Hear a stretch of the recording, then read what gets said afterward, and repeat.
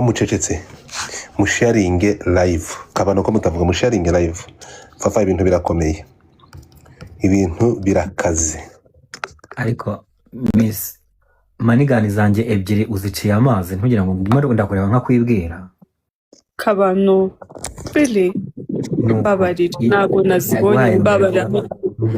nkongeye indi urayirebye nk'ikibuto cya voka inka yanze kujundika babarira kabano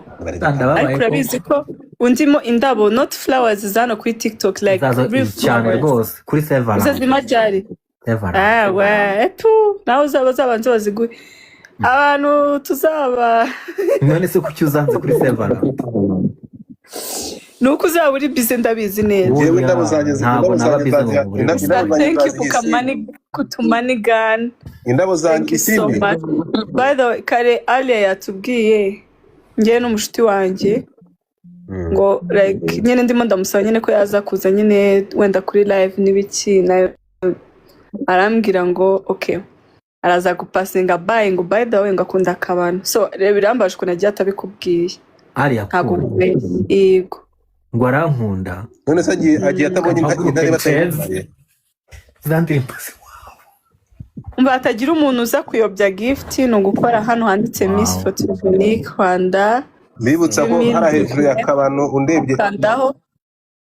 ubuse niba ari akoro aho ariko gutfa kucyo nca mu ijambo yasoresha nanjye umumbwirire ngo ndamukunda sinkigira nimero ze 10 yala namise mwandikira ndabibutsa ko ibyo byose I love her back. Jesus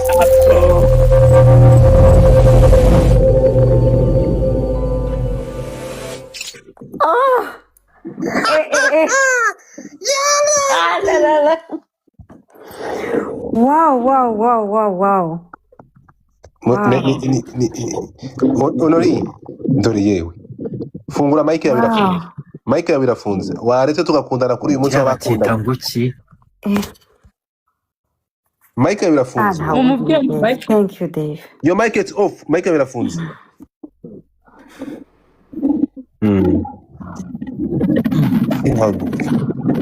hari umuntu yise ngo nitwa Honorine ntago nitwa Honorine s'il vous plaît please don't mispronounce my name please yungu yire ibintu byose Noeline ntabwo ari Noelan ntabwo ari Honoran ntabwo ari Honorine ni Noeline so please don't mispronounce my name kabana sheri mama ça va très bien period isimbi uraho neza kuko tumaze kwiyungana muyanga nawe tumaze twiyunge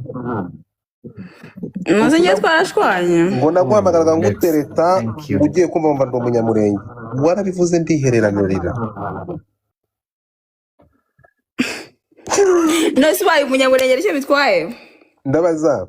naguhamagaye naraguterese ntabwo nereta wowe like uko namagara abantu ngo muziranye like nyine uba uri entitled like uba ufite entitlement nyine wumva nyine ko ufite uburenganzira bwo guhamagara umuntu kubyumva sinzi abantu bakwera nimero y'umuntu ariko nyine uhamagara nago banze nyine ikibazo cyawe nago banze guteguza umuntu tuvuge ngo nk'umuntu mutaravugana bwa mbere uri sinzi ni wibuka inshuro ya mbere wamamagaye uko rero no gusaba service ya leta ndi mu murenge at that time I remember icyo gihe ngiye kubona mbona nimero ya +1 namamagaye kuri WhatsApp nta nubwo uhamagara bisanzwe amagara kuri WhatsApp ntabwo yaba rero baza hera kuri muyango uhere kuri kabano uretse gato urabanza ugasuhuza umuntu wiriwe waramutse uraho nitwa gutya none se ngo uhamagare ufite umwanya manza wumve uhamagara ugasanga nibereye mu gikorwa cy'abantu bakuze byagenda gute manza wumve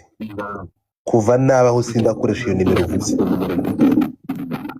wamamagazaga iki se birashoboka ko ari wanyitiriye ngo uyu muyango hari nimero yanjye uzi nigeze nkoresha ya +1 cyane cyo muri Kongo gira nimero imwe isimbirwa n'umuntu waguhamagaye yanyitiriye inshuro ya mbere wamamagaye uri kuri space yo kuri Twitter I'm pretty sure remember wamamagara nditaba kuri WhatsApp +1 izo nimero zo muri Canada za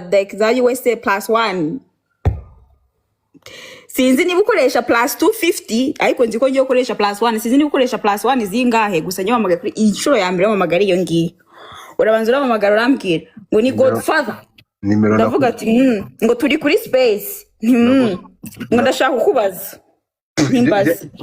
niba nibuka neza witiranije nimero ngiye nkuvugisha nabona akoresheje password ugenda ureba ntabwo unzana kuri unzana usubuka naguhamagaye abantu batazisevinze warayisevinze ndavuze ngo ubu akoze ubugotwa ushatse kumbwira ko abantu iyo space batayizana umamagara ku nshuro mbere uri kuri space yo kuri Twitter ndakubaza ku bijyanye ndi kukubaza ku by'umugabo wo muri Kenya no gukoresha amabuno umbaza ku bintu ngo by'abakobwa ngo bamwe b'inzobe ngo bagiye gukoresha abono Nigeria nkubaza niba ngende manager wabo cyangwa ngiye wari ngiye ujya kubakorera surgery ndaguhamagaje inkongomani rero ntabwo ari inyakana ubundi urongera uramamagara ku nshuro ya kabiri ndahandi hantu ngiye kubona nitaba nimero yo kuvuga reka ntabwo nari nzi ngo gukina gutya ngo Isimbi ntabwo nari nzi umwuga ntabwo nari nzi akazi ukora kugeza aho naje ukamenyera ndavuga ndi I will respect izongera kuhamagara without umva no it's not about that akuze kucyibintu mfuta mu kabintu bya danje nta bya danje akazi nkora ndica ndiba daruka muri wica ntabwo wiba manza wumva urumva ngiye numvaga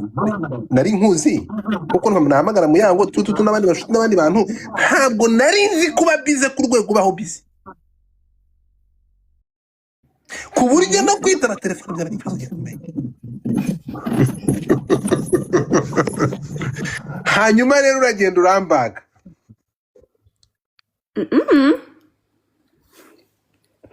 njyewe ikintu nakoze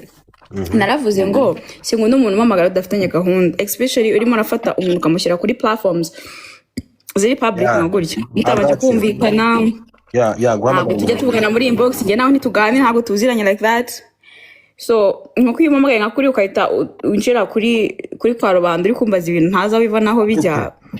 sinzi icyo ushaka kugira ngo musubize muri ndakubonye Isimbi ngize amahirwe yo kukubona mfite ibyifuzo bishaka kugusaba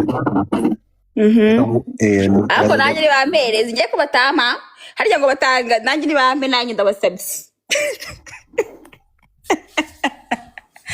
literally like thank you so much I don't even know how to withdraw this thingy byarananiye no tugende gatoya rero Isimbi anyways birayo ni nanjye Isimbi urakoze ishuri ikaba muting mic yawe ugatsindwa n'Imana ipimana ikumpushe ugakoshwe n'iminsi muting amaze kwigisha Muyango uri hehe Muyango ngwino hano Muyango uyu munsi uraza kwishima you today will be happy Isimbi ntitaye kuri negativity z'abantu uragenda umuntu w'umusirimu urumva nuko mutanze ko umuntu w'umusirimu sinzi maybe I can be your type but I don't care ntabwo nshaka kumenya sinshaka kumenya ibindi icyo nshaka kumenya ni Isimbi iri jambo maze igihe kirekire nifuza kuri kubya ariko narakubuze nuko kugira friend ngushaka icyo gihe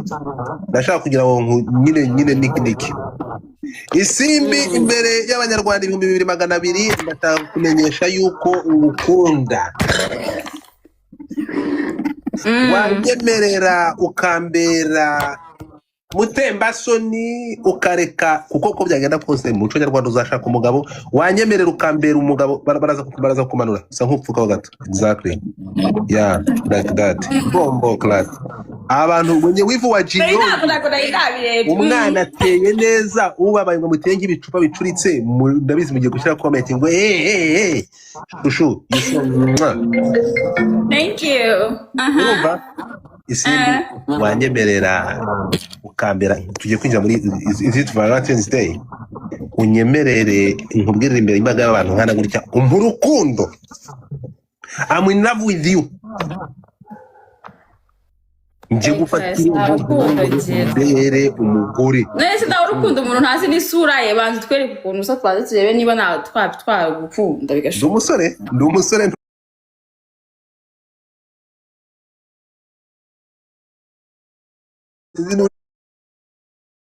kumbona njyewe nta kibazo mfite n'umuntu muzima this is Godfather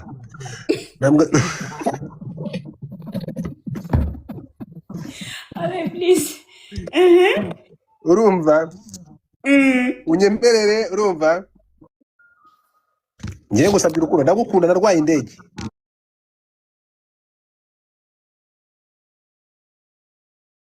but umugabo wanjye n'umugabo already uri like ibintu bavuga ngo open mind. No, you have to be like widely open minded, like your mind has like gomba kuba yarapanutse kugira ngo nyumve twumvikane. Bavuga ngo you have to be open minded. No, ugomba kuba warapanutse mu mutwe ku buryo ukanuka mu mutwe hagakwirwamo kumva ko wagiye ku kazi ngasigara mu rugo gutegereje bagiye ku kazi, ukagenda ugakorera shift ziriya mukora, ugakorera shift ngategereza madame agasanga ndamushurije tuza avuye ku kazi. Uri serious gutyo?